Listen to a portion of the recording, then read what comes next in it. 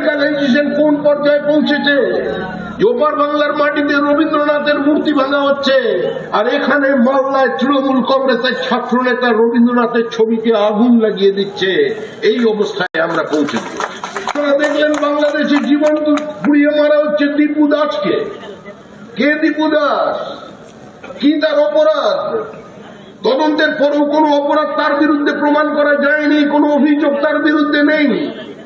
একজন মানুষের উপরে লিঞ্চিং হলো, তারপরে তাকে জীবন্ত যখন পোড়ানো হচ্ছে তার ভিডিও করে কিছু মানুষ উল্লাস করছেন। এটা কোন জগৎ? এটা কোন পৃথিবী?